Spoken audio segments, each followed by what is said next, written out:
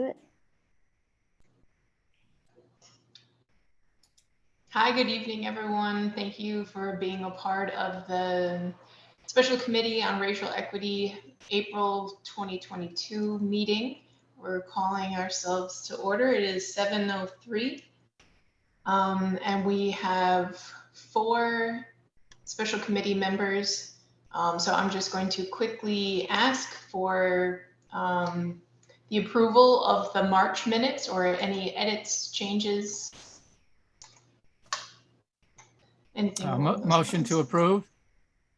Second. Thank you.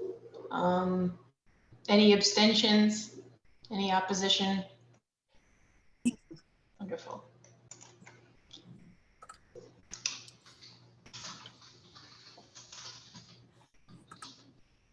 Okay. Great. So I was going to do the agenda I'm going to invert the agenda, sort of, starting with old business. I'm going to invert the old business agenda.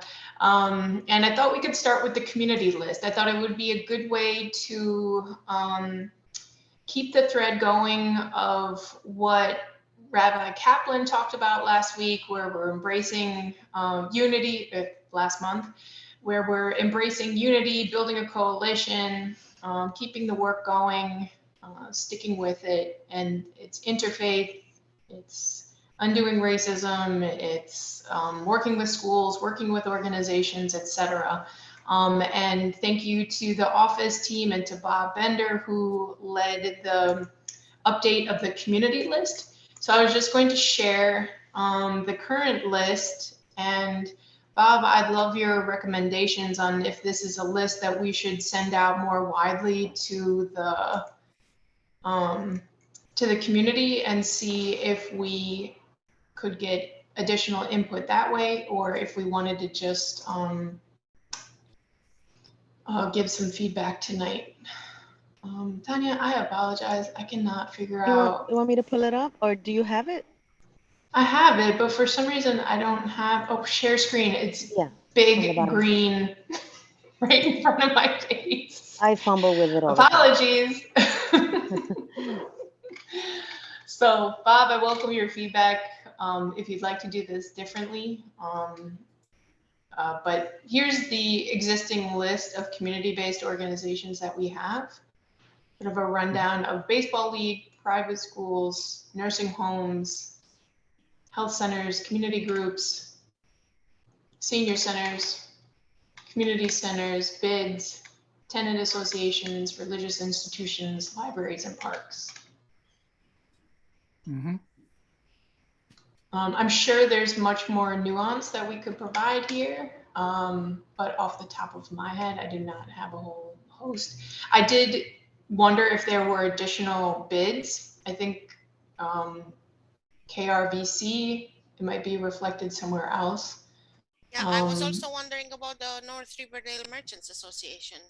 Mm-hmm. Right. It's now, it has renamed itself the Riverdale Main Streets Alliance. Okay. But yes, but that organization is missing. You know, I mean, we could all go through the list. Under the schools, the private schools, the religious schools are missing. You know, both the Jewish and the Catholic schools are not there. There are, I did mark up this list at one point, and foolishly, I don't have it in front of me right now. Under religious institutions, again, the list is not complete. There are other religious institutions. I know St. Gabriel's is not on there, which is down off 235th Street. There are some synagogues that are not on there. So, you know, it's important to have this list, but we really need to update it. And everybody on this committee, I'm sure, could make a contribution. And I suspect that if we sent it out to the board as a whole, we would get still more contributions. But it's important to have it. May I interrupt just a moment, being it's part of my committee, the libraries, you don't have the Riverdale branch? Mm-hmm. Right. Yep. So I guess, Margaret, the question is, how do you want to proceed with this? We could have the committee do one round of updating, and then we could take it to the board, and ask the board members to look it over. I mean, that seems like one plausible way to proceed. Yeah, I guess I would just open it. I would recommend, this is, I feel outside of what I'm allowed to decide, but I would recommend that we just open it up to the board because Mhm. I think there are some nuances here, but nothing exclusive to our committee. Okay, I'll follow up with the office tomorrow. So do you want to bring it up at the board meeting on Tuesday? In the committee report? Sure. Okay.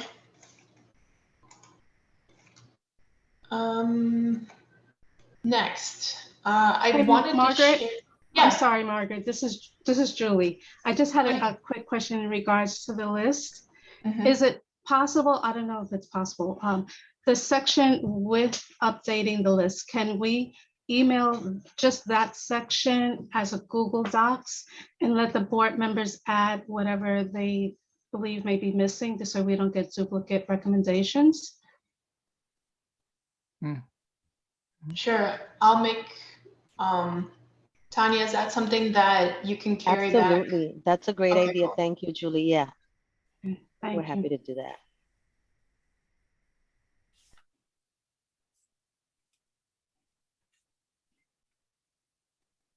Okay, anything else on this point? All right, next, I just took an initial pass at mapping some of the capital project requests over the last 5 years in our community board. I think we had referenced, not I think, I know we did reference expenses as well, but having gone through all of the expenses and the capital requests over the last 5 years, it became difficult to track where the request was coming from. And so I know we wanted to really take a look and see throughout the district where the requests were, where the need was, where the requests were coming from, the frequency of requests and all those sorts of things. And expenses was really difficult to sort of like put a pin in it and say, this is, we want this request for this specific area of the district. So I think I did, for FY23, I think I did include some of the expense asks, but from 19 to 22, fiscal year 19 to fiscal year 22, I did not include the expense asks because it was just too difficult to track. So I was just going to share this initial mapping with you all so that we could talk about it and see what we wanted to do next. So here's an example of the district. And I made the attempt to, let's see if I can make this a little bit smaller just for the initial conversation. But here's the mapping. Those in yellow are fiscal year 23. I made the attempt to note which committees, standing committees, those were coming from. The blue is, excuse me. All right, cooperate, mouse.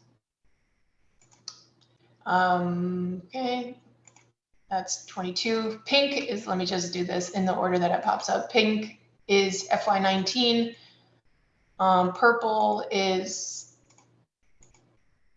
FY20, and blue should be FY21. Okay, did I miss a year here? Anyway, so these are the mapped requests over the last 5 years. So I really just tried to make a best effort in plotting the dots where those requests were coming from. And a number of them still remain on the requests. So for example, the boilers at both of the night shift facilities in our district still remain at the top of the list. It seems as though the boiler work has begun. But I believe the chair of the housing committee was going to follow up because the feedback from the city was sort of ambiguous. There's a number of park requests. There's a library upgrade. There's a number of requests for crossing guards, for updating the Bailey Park. That's over here at Bailey and Sedgwick. There's a number of requests sort of in this corner that sort of surround the reservoir. But there are some outstanding ones, like a library upgrade at PS 307. Some of the requests in this part of the district about sidewalk staircase, again, some library requests, school requests, auditorium, renovations of main offices, things like that. And then we do have a, well-beloved Van Cortlandt Park. This is where a lot of our requests are as well. So renovating the museum, renovating the fence around the museum, daylighting Tibbetts Brook, and some additional expense requests like garbage truck, snow removal, sanitation assistance in the park, and those sorts of things. So some additional support from NYPD around parking and barbecues and things like that. So at sort of a high level perspective, did anyone want to share anything about perceptions or areas where you want more details? Do you find this to be useful, or should we keep going back in time, etc.? Margaret, I'm signing off. Have a good evening, everyone. Thanks, Tanya. Have a good night. Bye-bye. Margaret, Yes. this is a very useful map. Could you direct you- questions first to committee members before others, please? Thanks. Thanks. I can't see, so Bob Bender, if you could go first. Yeah, thank you, Margaret. I mean, two comments. First of all, does this map show all of the capital requests from the community board for the years that you mentioned? Yes. This is an extraordinary piece of work. It really is. I can't imagine how long it took you to do this, but it's a valuable piece of work, and I'm just in awe of how much effort you put in to do this. So that's my first comment. My second one is that, just looking at the map, it seems clear that there's a cluster of capital requests in Kingsbridge Heights. That clearly seems to be the area that has gotten most of the attention. And quite honestly, intuitively, I would not have guessed that. But it's to see it visually really brings home the distribution of the capital budget requests throughout the community. I'm not surprised by Van Cortlandt Park, and I'm not surprised by where in the park most of those requests are, because that's the most heavily used part of the park, at the southernmost part where the parade grounds are. But this is an immensely valuable piece of information. Thank you for doing it. Yeah. Thank you. Yes, Margaret, I'm sorry, I'm Go on ahead. the phone and I'm just about to leave work. I'll be able to pipe on more consistently, but I echo Bob. Thank you. This is remarkable. So I was just on another meeting where it became obvious that there are so many projects promised. These are capital requests, right? These are not capital commitments. Correct. All right. And you see where they're clustered, and are they color coded for not being executed or implemented? Or is that, I'm having trouble seeing your, I'm sorry, it's just my phone. What does the pink mean again? The pink is fiscal year 19. The Okay. purple is, yeah, so they're based on fiscal years. I didn't have the time to add which ones were advancing. Yeah, Yeah. yeah. Okay, so this is longitudinal, basically. It's previous years.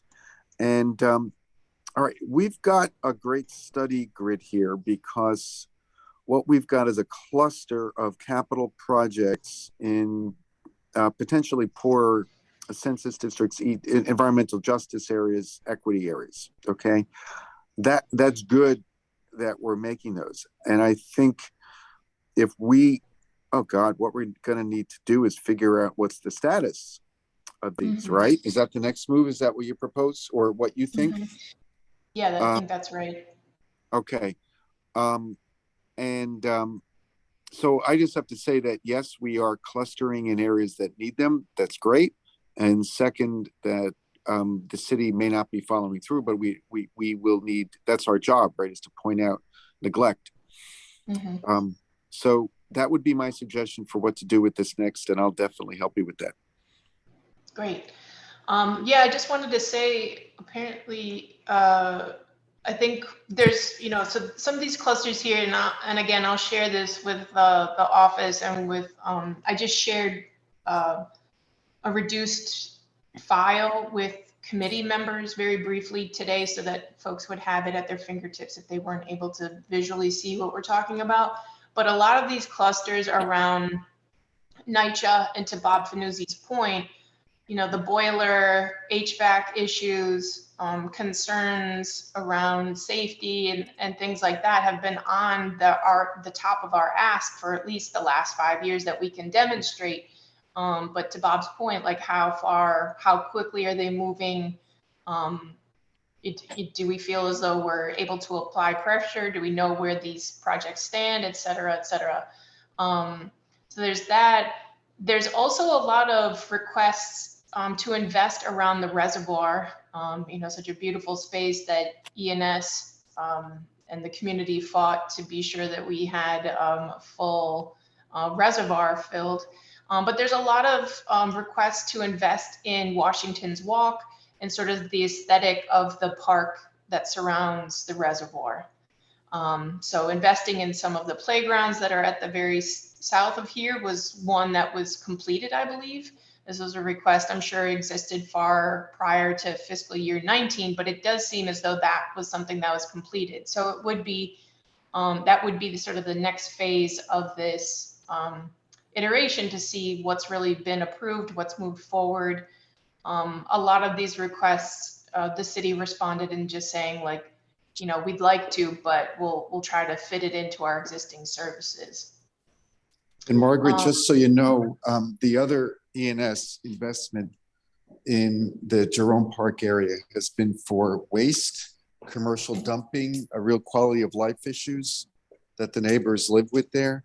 And there is no, those I'm sorry, it's not expense, it's capital. I'm sorry, it's not capital, it's expense.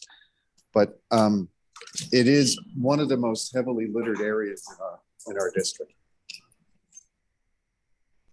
And, you know, I mean, this is sort of just my opinion on things, but I think as, you know, we've looked at 19 to 23, I think the asks have been far more expansive. So we're not just looking at one singular, you know, building, one singular room to help the sort of quality of life, even though I'm sure that room serves a lot of people. But to your point, Bob Fanuzzi, on looking at quality of life issues for the immediate community, dumping, daylighting Tibbetts Brook, the investment in, or the request to invest in the Spuyten Duyvil, and this is copy and paste, so there's a lot of typos in here because it was copying from a PDF to another PDF, so just bear with me.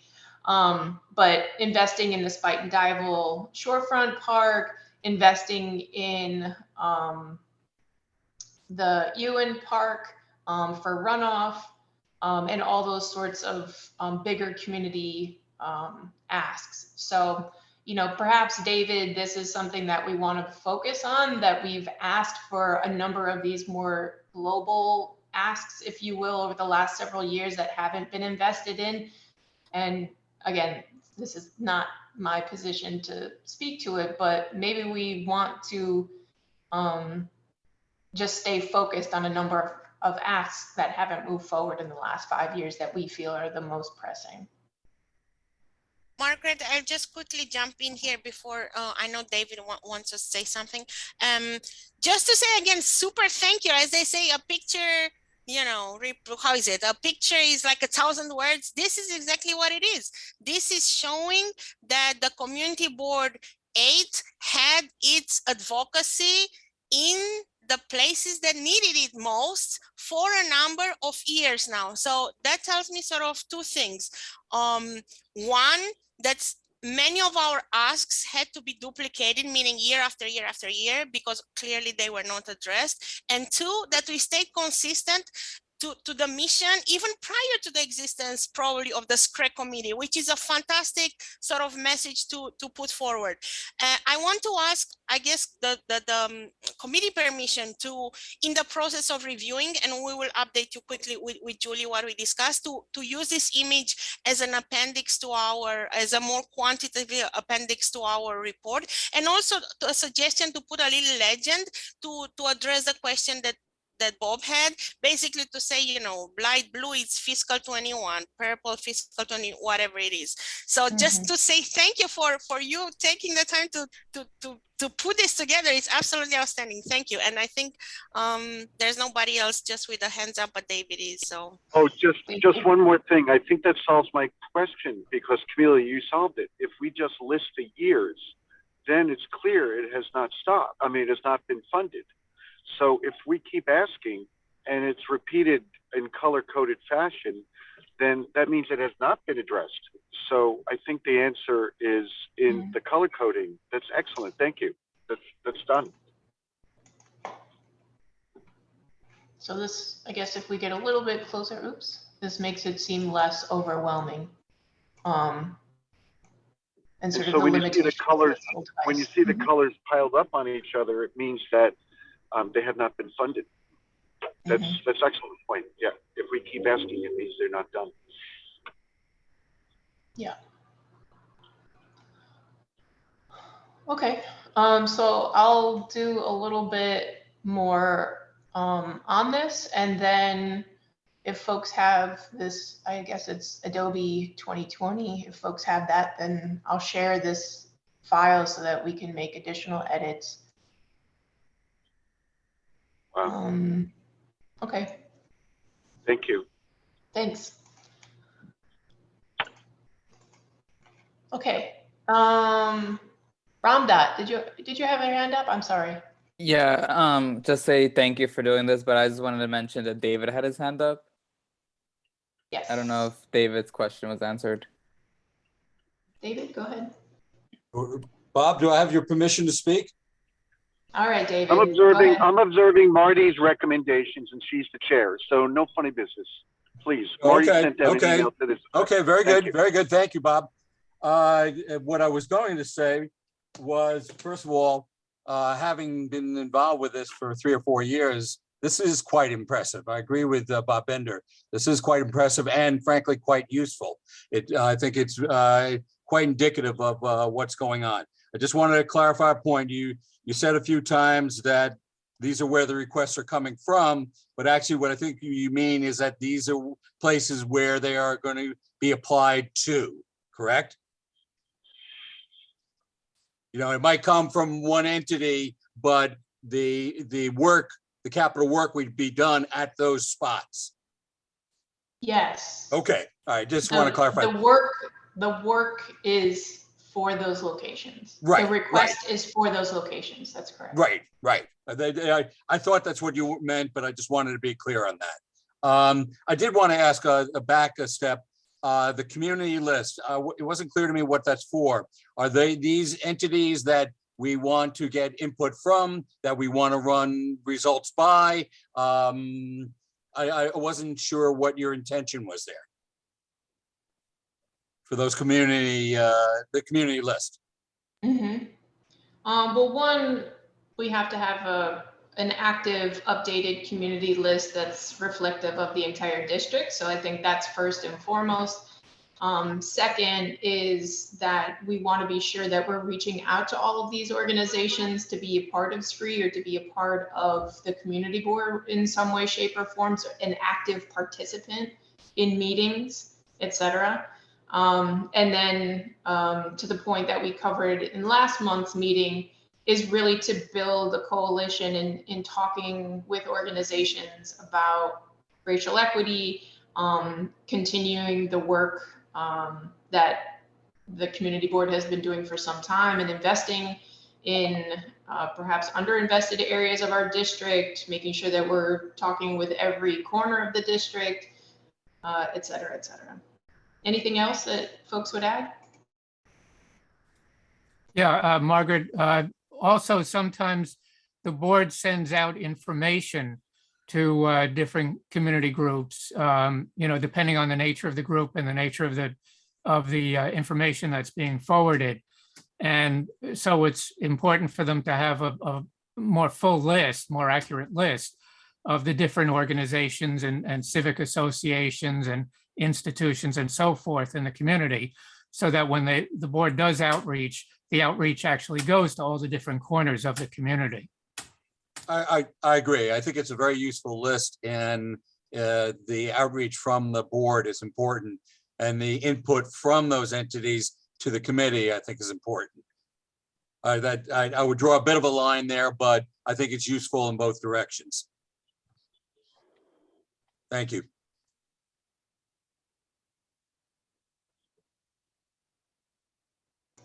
Okay. Any last comments, questions? Okay. So, Ramdat, do you want to talk about, well, I guess one thing related to these capital project requests is, I know we've talked a bit about how the city has invested in our district, looking at different agencies and how they've been funded or perhaps unfunded to do the work in our community. I think Bob Finuzzi referenced using ENS with sanitation and how the city's budget for sanitation in the Bronx or in this area of the Bronx compares to other neighborhoods in New York City. This seems like it could be sort of like a big task to take on, but do we want to start going down that road? Do we want to take this as a bit of a pilot and start looking at comparisons between not only the investment in sanitation in the Bronx, but in our district specifically, and how that matches up to perhaps some of the asks, some of the work, capital work or asks by ENS, some of the progress that the city has or has not made? What are our thoughts on next steps around that?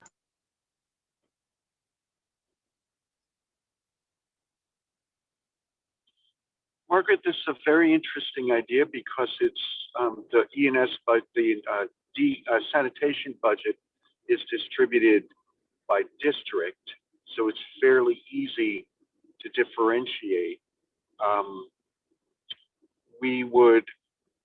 I would want to be able to get guidance perhaps from my community affairs people for what to, and from us to what to ask for.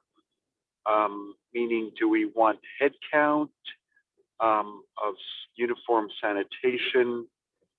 Do we want pickup routes? I mean, when we do our expense budget, there's a number of expense items in terms of manpower that we refer to. So do you guys have any suggestions for me about where, because I guess I can look at aggregate budget, but that would involve personnel, meaning hires per district, is, what would be important to us, and I'll definitely, I have very good contacts there and they would be interested in this. What should we be comparing district by district? Like what would be apples to apples for us?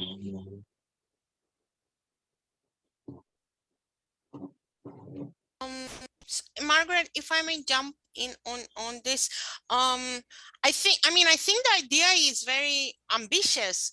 And just to kind of follow up from what Robert said, the issue that I'm seeing is that the previous 2 years have been so distorted, because remember, the city all of a sudden was hit by a budget truck and everything stopped, and all resources were primarily redirected to COVID. So I just don't know how to say, the distortion was so serious for 2 budget years in a row, and now we see kind of that, how the waves returns back to normal, sort of say.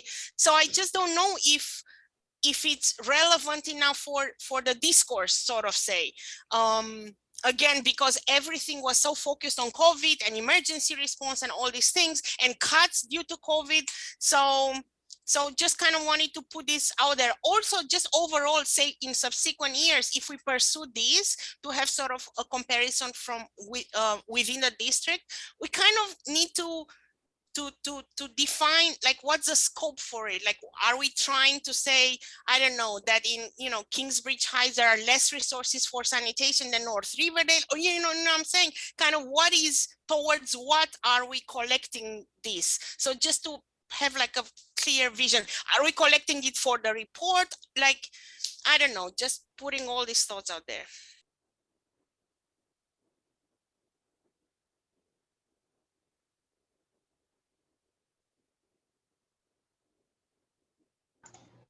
Bob Finuzzi, did you have something else you're going to say, or your hand's still up from before? My hand's still up, Margaret. Okay. I needed to lower it. It's a big issue that that community raises about the loss, the COVID funding.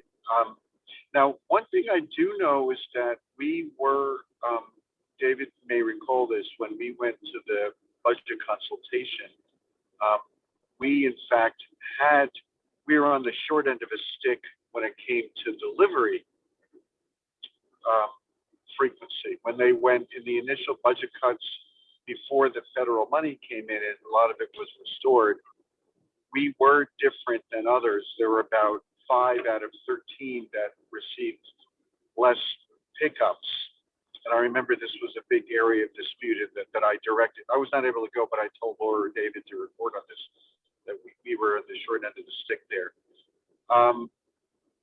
But I need to know, it would be useful to see a core quality of life measure.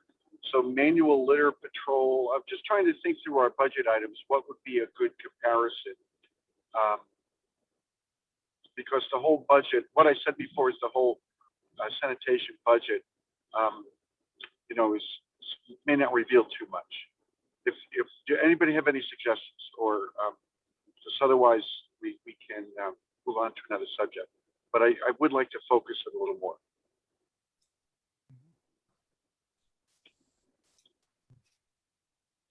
Go ahead, Bob Bender. Yeah, Margaret, I'm just trying to figure out what's the standard metric here that we're measuring against. Are we comparing what happens within Community Board 8 with the Bronx, the rest of the Bronx, or are we comparing Community Board 8 with the city as a whole? I'm not clear on what the proper standard should be that we try to judge ourselves against. And I just don't know enough about the subject to be able to contribute to that, but I think that question has to be answered. Well, Bob, I would do both. Margaret, do you agree? I mean, first, because the Bronx will be clearly under-resourced. We just know that historically. And Community Board 8 is a very weird district because, Camelia, you are right, North Riverdale has huge trash issues. Central Riverdale, Spike Duyvil and then the Central Business District. I mean, we get most of our complaints come from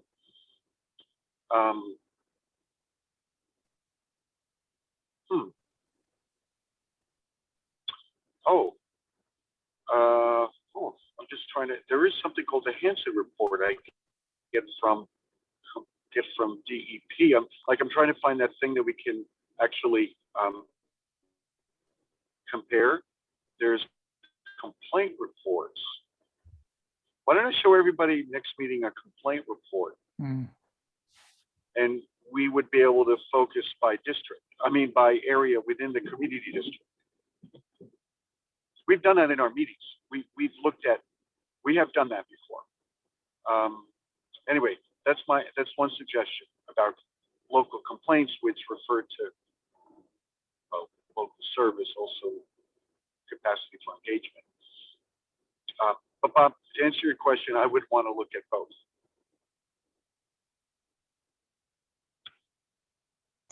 We don't have to Okay. ponder this. We can table, Margaret, if you want to continue it, just assign it to me. Do you want someone else to work with you on it? Yeah. Seems kind of big. Any other volunteers? Camelia, would you mind putting our heads together at some point? I was just, you're lucky you're not on the camera. I was just shaking my head no, but then when you said my name, now I cannot say no. So of course, sure, of course, I would be happy to. Okay, awesome. So what do you think is a reasonable thing to come back to us with next month? In what respect can we wrap our arms around this? Either we say like, Something that we yeah, can this is compare. useful or not. Sorry, go ahead.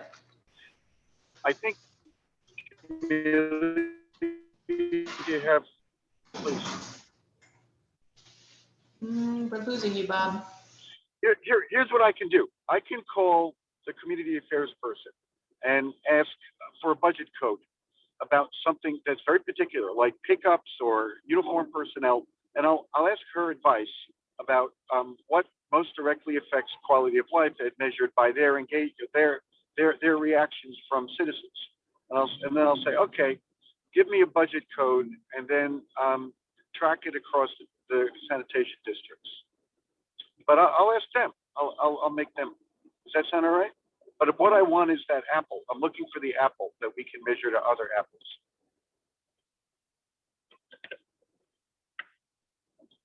So I'll come back to you with the apple.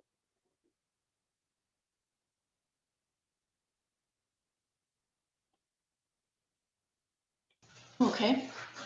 Any other comments on that? I'm taking notes here, so sorry for the delay. Yeah, Okay. you can say Sanusi will show the apple. Yeah. In a minute. Okay.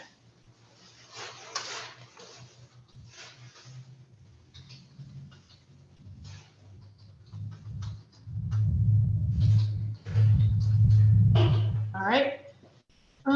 Interim report plan. So, Camelia, I think your suggestion here to add a snapshot of the capital requests, the mapping of those capital requests is a good one to add to the report. Do folks agree with that? What other suggestions might we have? And Julie, were you able to give the interim report any thought? Or what are your thoughts on it? Hi. Oh, hello? Yep. Okay, sorry about that. Camelia and I spoke. Hi, everybody. Camelia and I spoke, and we were thinking, Camelia, feel free to chime in at any time, to give everyone one last, hold on one second. I'm sorry about that. Well, to give everyone one last opportunity to say their final word on what they think of the report by like the second week of May, so that we can give a mailing. We can go over it with our committee by May and have the final report in June. And anything that comes thereafter, we can just make it addendums in the future, because we've been holding on to this report for so long.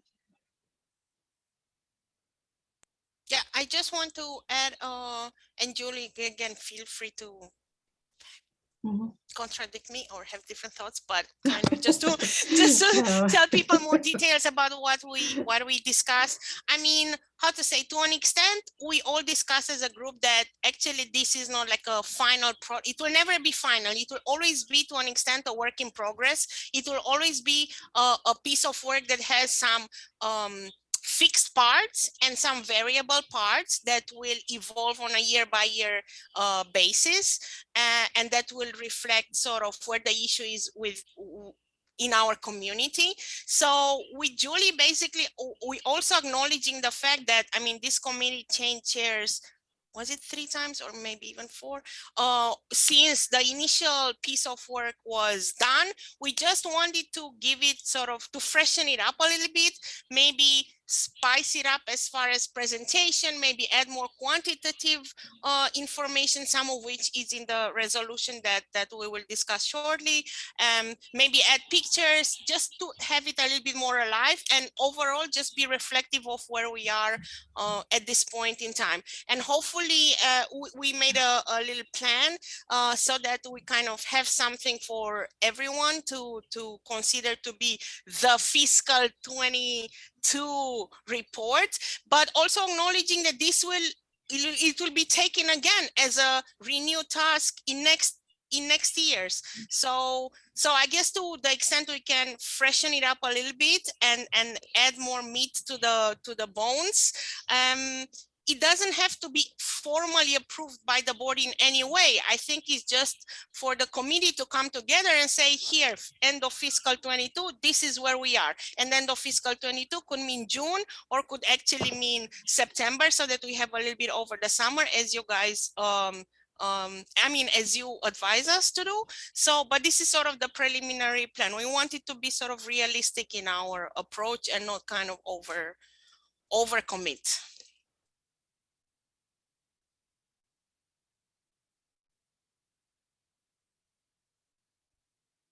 Okay, great. Any thoughts on process? So do we think May is realistic? We did sort of in the report and in the time since, we did promise a report to the general board by May, I believe. So if we are giving ourselves some flexibility, what really is the timeline? Do we anticipate that we might have a draft for committee members to review by the May meeting or by the June meeting? And then we would need some time for edits, revisions, etc. Or what are you all thinking? I mean, the open question to me is whether you want to include the summer or not. If you don't want to include the summer, and if you want to call it a day end of June, we can aim for that. So, because we would have a little bit of time to work until, you know, if we were to, between me and Julie, maybe we include Bob a little bit, I don't know, both Bob and Robert, you know, to have something that looks like draft 2.0, sort of by the end of May, and just have it ready for board not presentation, you know, to report to the board. We do have a draft 2.0 version of the report in June. But again, if you want to extend and include the summer into it, then we can also have that sort of report to the board in September, whatever you think it's better and seems more comprehensive, I guess, as a process, given that we are in end of Q3 of the year, actually Q4. Bob has his hand up. My 2 cents is that I've chased edits and revisions over the last 2 years. I would be hesitant to extend it into the summer because people want lives and fun, and by all means should have it. So that would be my preference, to wrap it up by June, submit it to the board, and perhaps the discussion is in September, but I would want it to sort of like be tied up and passed along. Bob Bender?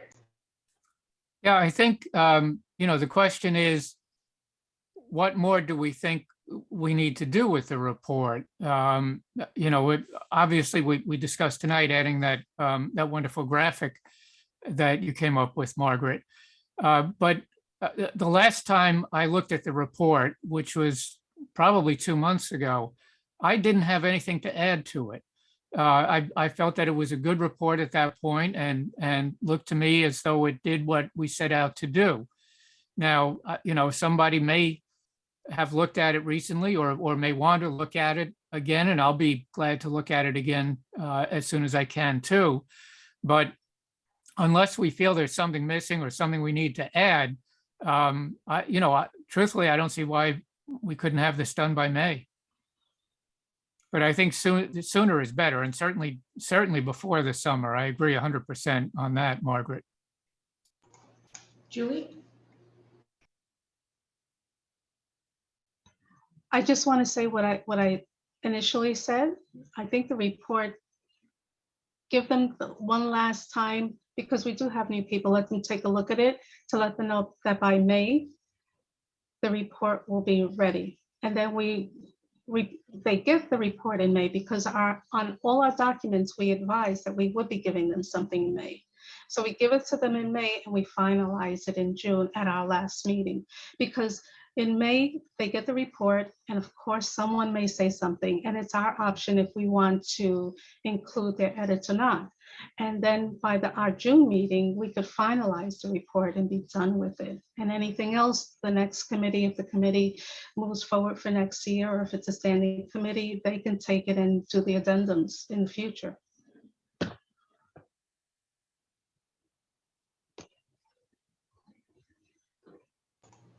Okay. Sounds good.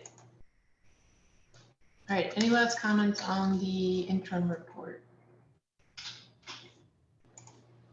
Okay. No, that is not accurate.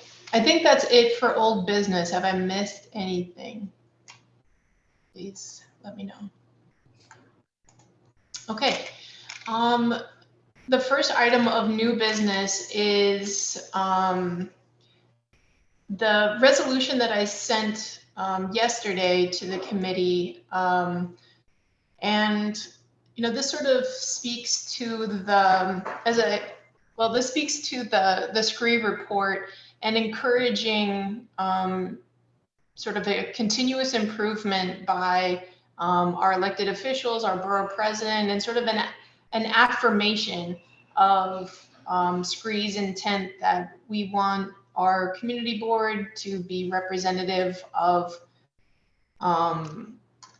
the district itself, and that there's always room for improvement. I think the data that I provided in the resolution speaks to that there's always room for improvement. And really, this is just an affirmation of the New York Charter and sort of the explicit intent of the SCREE report and sort of the recommendations behind the SCREE report that we're looking for ways in which we can further enhance the reflection of our community in the community, its members, in the community board members. Ramda? I had one quick question. So one, do we know any new board appointees? And then two, do we know where in the demographics do they fall into, that category that's on the, the resolve clause? No, we've looked for the data even from December 2021, and it's not publicly available yet. It's not on the borough president's or on the website. So we're still working from December 2020 data. So it's outdated. It doesn't reflect even our current board, I guess. So, so it's an imperfect process. But nonetheless, I did want to circle back on this because, we sort of have our respective role in advancing, sort of the diversity of our community board. We're sort of at the whim of our elected officials and borough president, and just thought this might be an opportunity for us to just affirm our intent and that we support, you know, the elected officials, their intention to always have the community boards reflect the district.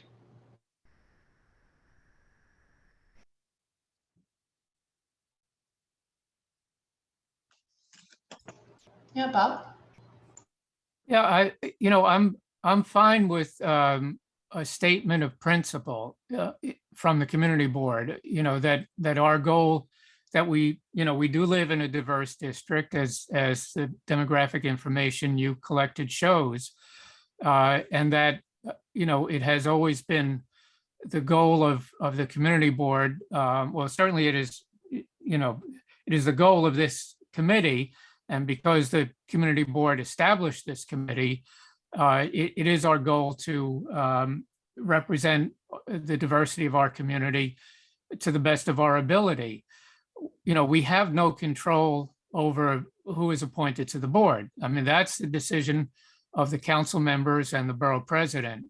So, we can't, the only way in which we can influence that process is something we've already discussed, which is by making sure that the information about the community board, what it is, what it does, and how to join it is distributed as widely as possible. And that's where the list of community organizations comes in.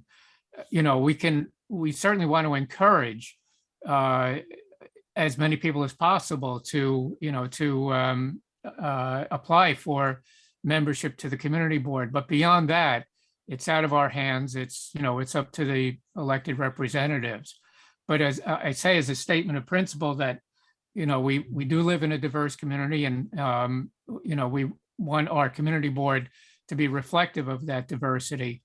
I'm fine with that as a statement of principle. Julie? I had a few issues with this. I don't know if everyone received my remarks, but when it first starts off, it talks about the first female Bronx Borough president. And I don't know, just the flow of it. I wasn't sure if we're supporting them or taking away, saying you should know better, this is what you should do.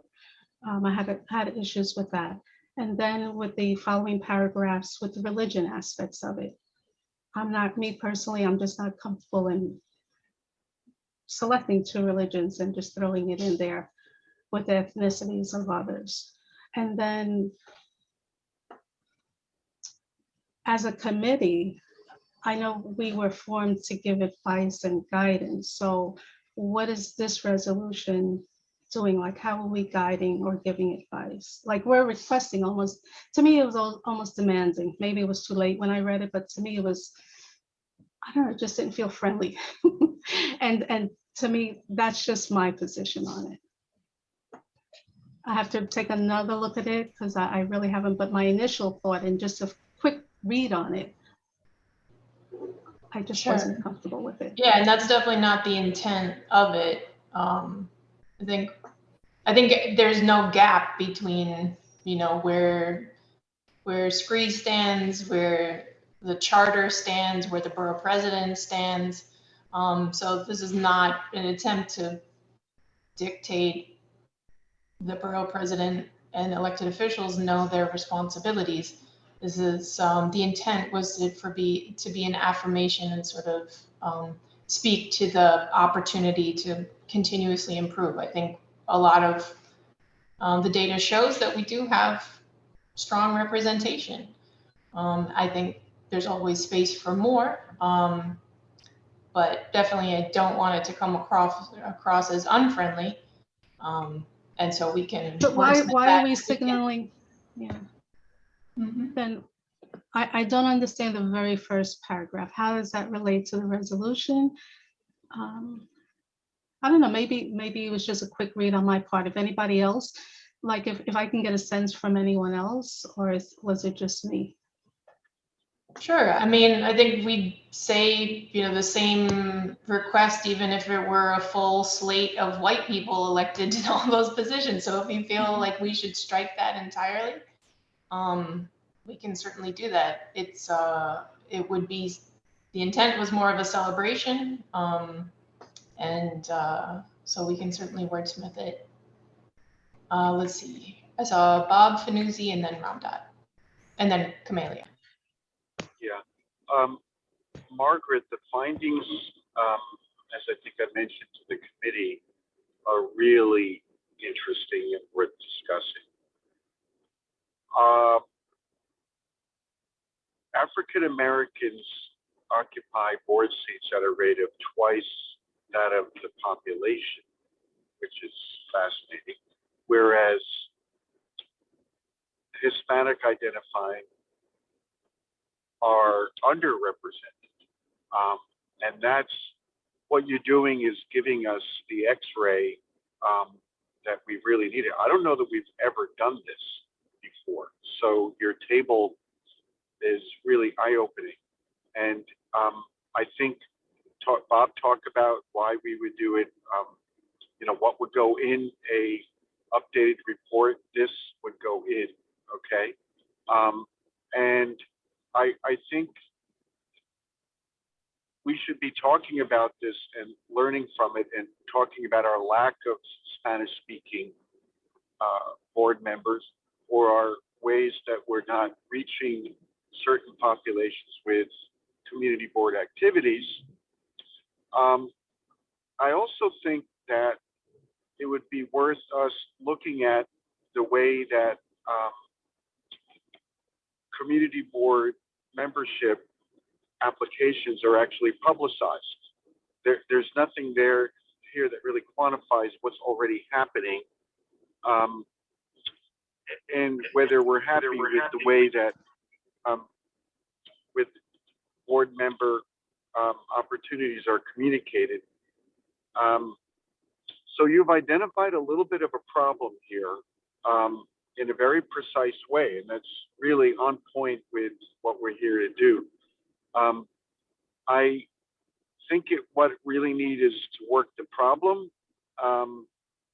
And I just have to say that I wouldn't support this, because it's the one area when we were doing the report that I said that we should not be getting involved in, which is usurping or trying to dictate to the people that appoint us, we are volunteers, how they should be appointing us. I think that there's constructive ways we can repair and speak to these gaps that you're looking at. So what I think you've done is exactly what we should be doing. We found some gaps. Let's talk about what they are and what we can do to remediate them. And if there's a current toolkit for addressing this, or whether we should be proposing something new. So I don't see the need. I see a more, for the resolution, I see a more work the problem with what we have. And that the broad brush of the resolution really doesn't speak to what the findings have told us. Thanks, Margaret. Thank you for exposing what's really the X-ray that we need. Thank you. I forget, did I say Ramdat or Camellia first? Okay. Yeah, so I do agree with Julie with the second whereas when we're talking about religion.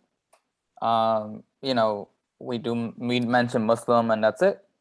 And then I do agree with the fact that I think we're beginning to have a conversation or recognizing that there is, you know, gaps in outreach. And for me, language access is one of the biggest things, right?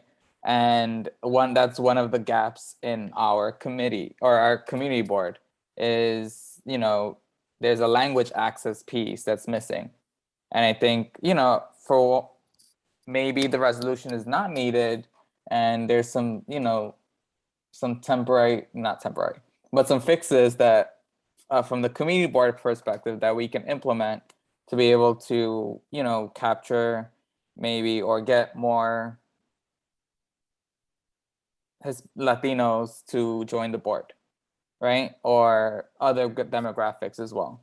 So I'm not sure if the resolution is needed, but and also the fact that I guess the demographics is from 2020. I think I would like to see, I know it's not your fault. It's the borough president, I guess, or, you know, some city agency. That's why the demographic table is not updated. So I guess that was me thinking out loud in a way. Amelia? Yeah, well, I think that the resolution is very much needed because it conveys a principle and it conveys knowledge that is not widely known even by our colleagues in Community Board 8. The fact that some of us didn't know, some of us in SCREE didn't know about these discrepancies is telling that probably many of our colleagues also don't know. I think that this resolution says, okay, we are community board members. We don't have power in who gets appointed, but dear people who appoint community board members, city council members, and Bronx Borough President, please take a look at this table and see discrepancies. And if possible, and if you have applicants, try to address these discrepancies. I think Julia, I think she hit on something that's quite sensitive in terms of mentioning a couple of religions, of just couple of religions. By the way, we have that on the website, on the home page of the Community Board 8. So if we decide to address that wording, let's address it over there too, because then the same objection can be raised. I do get the celebratory feeling of being the only borough at the moment to have a woman, female president, borough president, and an immigrant Dominican woman as the vice president, as a deputy, president. And I do feel there is a strong need for this table and the data contained in it to be brought to both the public and the community board attention. I mean, other than the wide discrepancy in terms of Hispanic Latino, where the district has 49%, but the community board has 20, there are other things as well. As you know now, Bronx BP is encouraging young people, I think over 16, it could be 18, but I do believe it's over 16, to join Community Board 8. If you look at the POP, it's 0 at the moment, but our district, 31%, 21 plus 10, 31%, 1 out of 3 residents are in that category. This is very telling to me. And the other major observation I want to share is, it relates to socioeconomic representation in community board. And again, please don't take this like defensively or in any way. Again, it's not us who appoint community board members, but we have 43% of the current community board members living in private houses versus a 5% only the overall population. So this kind of tells you that there is a need there for people that live in, I don't know, apartment buildings, public housing, you know, to be represented in the board. And also in terms of apartments in private building, 39% of are represented in the community board versus a 70%. I mean, there are, you know, decades of percentage gaps here. So I do think this data, it is worth putting forward the resolution, because the resolution has a absolutely positive advocacy intent. Personally, I find it a little bit too wordy, to tell you the truth, but hey, all good. But again, even if it's for the mere purpose of having I don't know what the debate could be in the full board, because I think we all agree with the intent, because there is a committee formed for this very intent. I think this has to move forward. One thing I would suggest, just in terms of formatting, Margaret, if you can like move it to just be 2 pages. And that's it. Thank you. Okay, I'm going to go Julie, Bob Bender, Ramdot. No, sorry, Julie, Bob Bender, Bob Fanuzzi, Ramdot. Okay, I'll be quick then. Just a couple of points. The apartments in a private building, that doesn't really specify to me if it's co-op or condo owners who live in a building and they put that they live in a building, or is it a rentees? So that's 70% versus the 39%. Yeah, from the census Do you know the, data, I don't think they You track don't- by mortgage or private building, Right. how the units are So rented that- or owned. so those could actually be homeowners as well. I just mentioned that because it was mentioned about the private building. So that's, I can't take that for its true value. The Hispanic, the Latino Hispanic, what is that? I'm trying to read, 49% versus 20%. As a Hispanic, well, I'm not Hispanic, I'm Puerto Rican, but as a person of Caribbean background, there's so many ethnicities that we are. It all depends on the individual. Do they want to say that they're Black, Latino, white, whatever?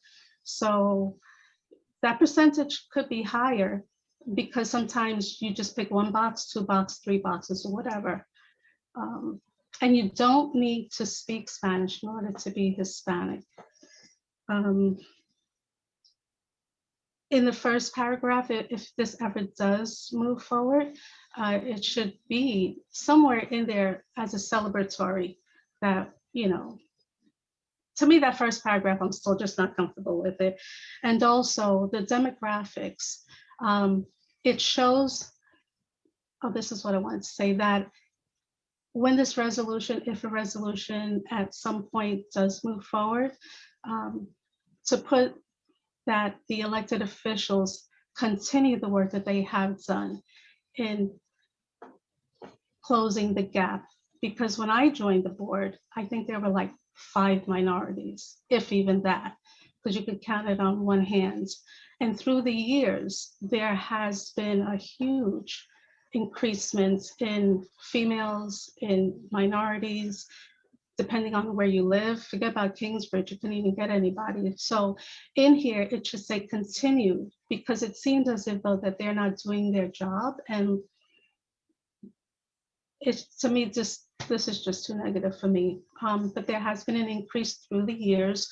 So if these numbers are shocking to anyone, they should look at it 5, 10, 15 years ago. Today, quite honestly, even though we can't vote on this resolution, if it was, I could not vote for this resolution. Thank you. And Margaret, thank you for all the good work you've done. It's incredible. Bender?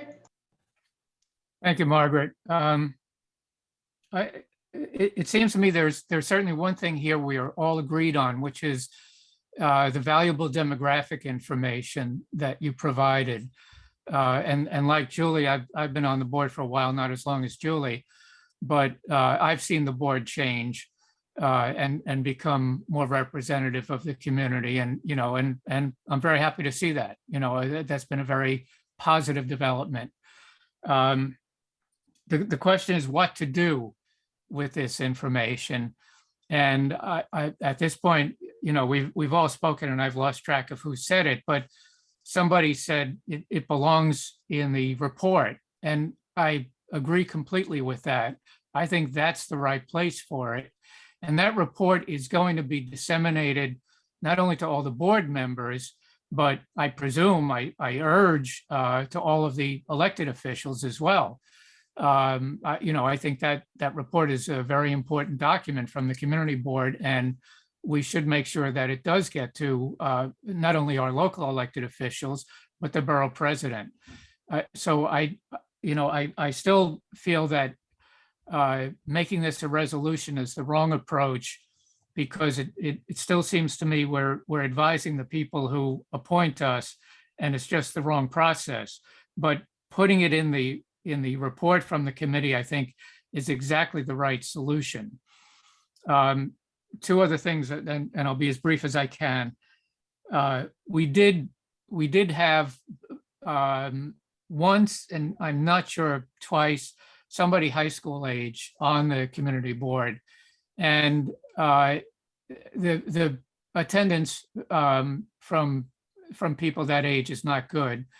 You know, it's just not realistic to have somebody that young on the board. It's not that, you know, they can't contribute. It's that, you know, they're concerned with exams. They're concerned with SATs, preparing for the SAT, et cetera. They've got other obligations that interfere with their board commitments. And that takes me to the issue of representation. The board is always going to skew older than the community as a whole, simply by definition. It's, you're just not going to get younger people coming out for it. The board's always going to be older than the community. And it's always going to be, to the extent that private homes are really a stand-in for income or wealth, the board is always going to be wealthier. And the reason is, if you think about it, who are the people who have the time to contribute to the community board, to do this sort of thing? They're people who are not working. They're people who have some flexibility in their jobs very often. They're people who don't have young children at home that, they have to take care of at the very time that the board meets. They're people who have some leisure time to be able to devote to this sort of thing. That, I'm not saying by any means we're never going to be representative of the community. I think, as I said at the beginning, we're getting closer and closer to representing the community. But there are always going to be some disparities between the membership of the board and the demographic makeup of the community as a whole. But the main thing I want to say here is this information does very much belong in the report, and I really think that's the right place for it. And again, Margaret, thank you for doing this research, this valuable research. Bob Finucci?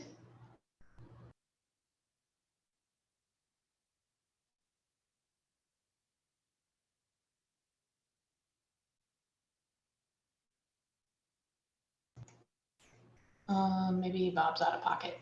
Okay, any other points? Okay, any other, yeah, Camelia. Margaret, I'm sorry, I had muted myself. Camelia, do you want to take it? I did have one more point. Please go, Bob. I already spoke and I can add what I just need. Are you sure? Okay. Go forward. All right. Thanks. So the actionable items really that come out of your data are not present in the resolution. And I believe they're really good work for a report to state, drilling down into your data, coming out with specific recommendations. For instance, Latino representation, youth representation, abominable. Okay, that tells you that there are areas of our community that we need to reach. And I think a very pointed set of recommendations based on board underrepresentation will be more useful than a statement of principle that everyone can agree with and potentially ignore.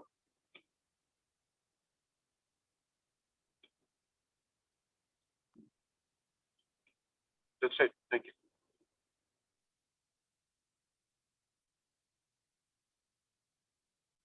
Yeah, just want to add a piece of, I agree with all Bob's sort of objections. I put it general saying as objections, because they are methodologically relevant, of course. However, I still maintain that this information, in addition to being included in the report, which was sort of my main point of saying the report needs update because it has to include this, which by the way was available on a year-by-year basis. And by the way, other community boards have all this on their website as a sign of transparency, which we don't have. Another side suggestion, but I have this article, and I don't know, with this media article, it's from the city, from January 2020, that looked at the representativeness of 59 community boards. And I'm sorry to share, I'm sorry, data is data. Two of the community boards that I'm affiliated with are the first, respectively the second in the most, with the highest discrepancies between the board and the demographics of the district. The first one is Community Board 11 in the Morris Park area, and the second one being Community Board 8 in Riverdale, where I am a member. So I'm happy to share with you all that. But again, all this to say, there are studies sort of showing, you know, others are better. And I don't know, maybe I'm overly competitive, but you know, we also could be better if we make a statement that, hey, elected representatives and borough president, you know, there is a little bit of an extra look maybe you need to put into when you nominate and when you appoint board members. So again, but again, this is my view. I do think, again, there is value in putting this out there, even in front of the board for, you know, 5 minutes, let it get rejected. Let's put it out there, is all I'm saying. Thank you. I mean, the part on communication is sort of like a little bit stuck in, you know, it's concerning to me, because even looking at the 2020 borough president report, we had 20 applications. We were 5th lowest of community boards with applications. We had 17 interviews, and then, you know, I don't know how many people were brought on in 2020.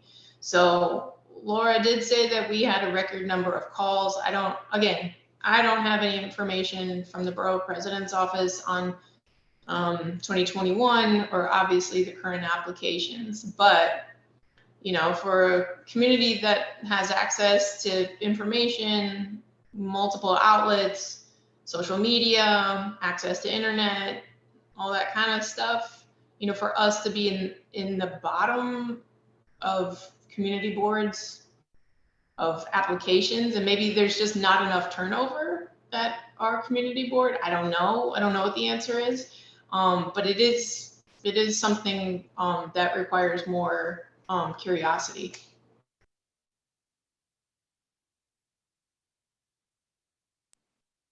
Camelia, can you send us that news article? Sure, If no possible. problem. Yeah, Thank you. I will send it tomorrow to Margaret, and she could circulate. Yeah. Thank you.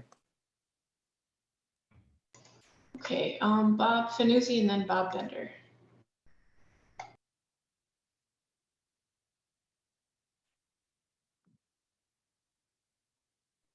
Margaret, I had already made my point before. I'm done. Thank you. Oh, okay. And we should, would you like to have a vote on this?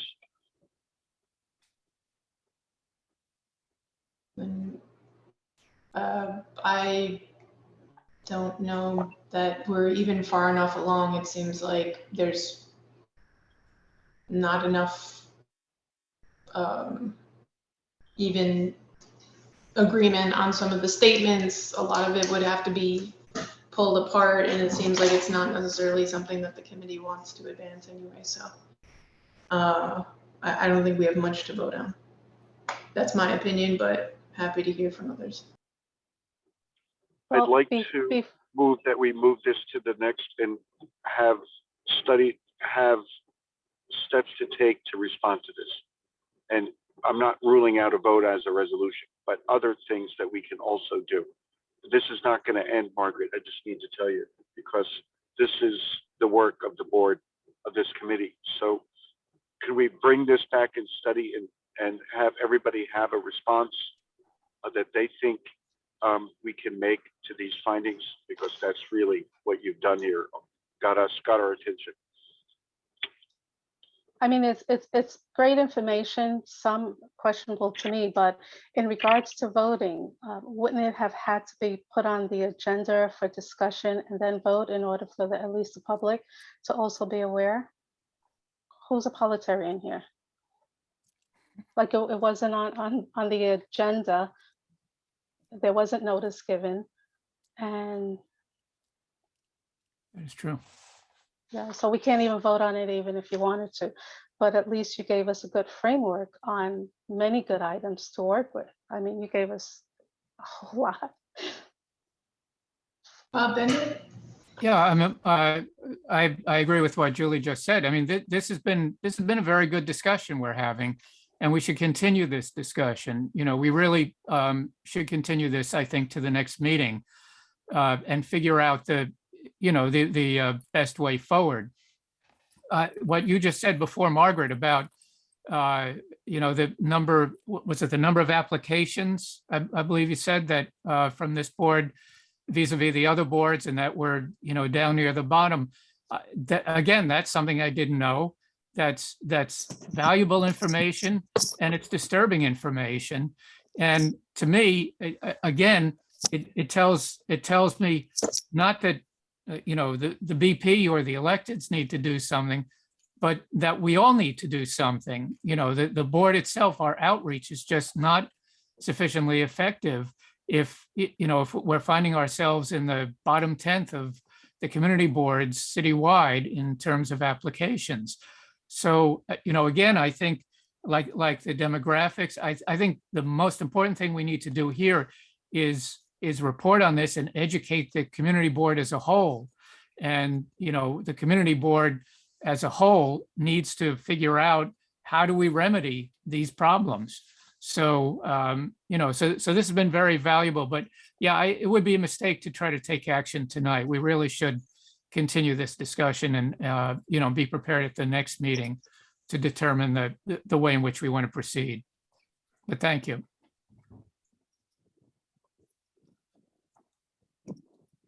Okay. I'm just going to call on Julie and then Bob Finuzzi. If you've already spoken, no problem, but I do see your hand. Mine is just a quick question, Margaret. From the list, do you know how many board members in all the other boards compared to us, with the information that you received on how many applied? Does that list also have how many members each board member has? I mean, how many board members In each board has? Right, because I know at one time we had the most, I believe, years back, but I haven't kept up with that. It would be interesting to see how many board members in each community board, because if we have so many, not that it really would make a difference that only 20 people apply, that is low, but I'm just curious to know how many members in each board in the Bronx. It does vary a great deal, Julie. At one point, I Yeah. looked up that information. I forget why. Excellent. Thank you. In Manhattan, in some of the Manhattan boards, they have a full 50 on the board. And in one of the South Bronx community boards, the number was something like 13. I mean, it was really low. So yes, so you're right. There is a big disparity in the number of members of each board.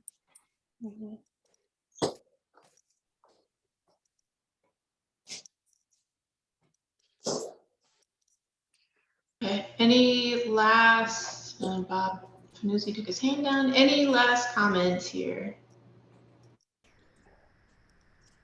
I did want to see your thoughts and recommendations on the May agenda.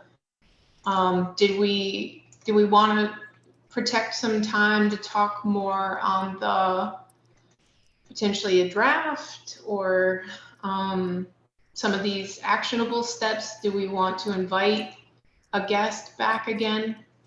I do feel like it tends to send the length of the meeting pretty long, and tonight we went on longer than perhaps many anticipated, but what are your thoughts?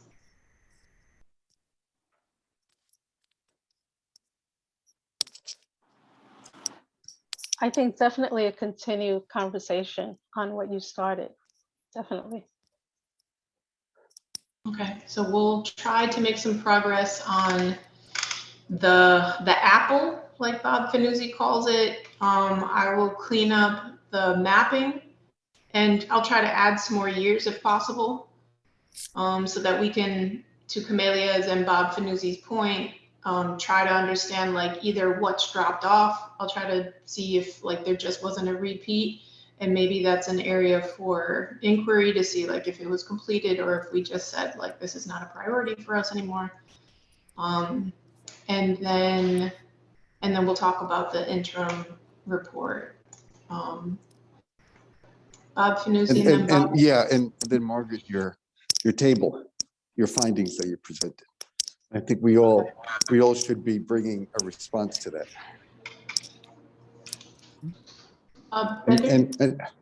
And have Yeah, and how to present that in the report to the board, how to report those findings.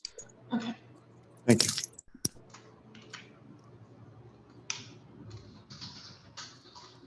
So Margaret, yeah, Mhm. I think, you know, if we're really going to try to finalize this report at the May meeting, that's going to take up some time. So, you know, I think unless there's a compelling reason to bring a speaker in, you know, if something should happen between now and the May meeting, you know, we may want to reconsider that. But I think, you know, just based on the conversation we've had about the information in the resolution, how to add that to the interim report, how to add the graphic information you came up with to the report. You know, just the finalizing the report is going to take some time next month. I think that's an ambitious enough agenda by itself. Okay. Very good. Any other points, comments? Anyone from the community who wishes to weigh in, add points to the agenda, things that we should be discussing, feedback from tonight's conversation? Rosemary? Hi, thank you. I tuned in because I saw your agenda and I thought it was a very interesting agenda. I wanted to hear what you were what you were talking about, and stayed on for this conversation about this the resolution, and was fascinated by the conversation. I just, as a member at this point, as a member of the public, okay, not a member of the community board. Certain of the members said, I have a problem with paragraph 1. You see in paragraph 2 this, and I have no idea. Just take me as a member. I have no idea what you're talking about. I think the resolution should be up on the screen so that people in the community, I see this is a small group today, but if people from the community come to listen to the conversation, it didn't have a context. I was really riveted by the comments, but it had no context for me. So just as you do in the, maybe just put the resolution up on the screen and have people talk about it. It would have more meaning for the public. We don't know. We haven't seen it. You guys know it. So not so much insider baseball, have it outsider baseball. That's my only comment. And I think I was fascinated by everything everybody had to say, but I felt that was a bit deficient. Okay, Margaret? Thank you for asking for comments. Thank you. Camelia? No, just to thank Rosemary. Rosemary, such a great point you made. I mean, I am in side conversations with several people in the board about the open meetings law, and what Rosemary just said makes exactly that point.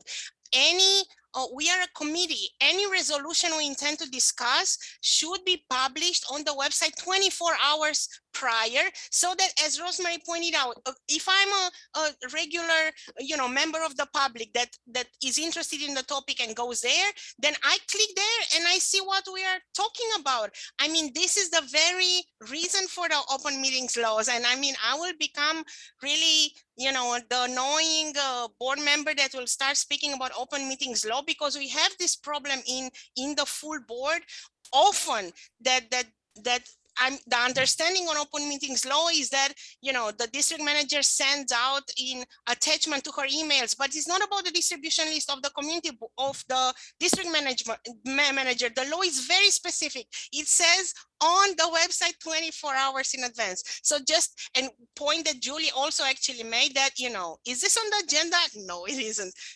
I know formalities, but I think Rosemary really touched the key point there as a member of the public. Thank you. All right, speak up next time. We've been on this phone call for an hour and a half.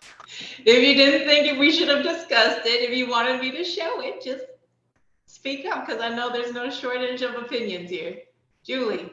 I just want to say, as a past chair of committees, I've made many, many errors, and we learn by our errors. And I want to thank you, Margaret, for everything you've done. We can all live with this, okay? That's it. All right. Do I have a motion to adjourn? Motion to adjourn. Second. All right. Thank you all. Have a good evening. Good Thank night, you all. Good everybody. Thank you, night. Margaret. Bye. Thank you, Margaret. Good meeting.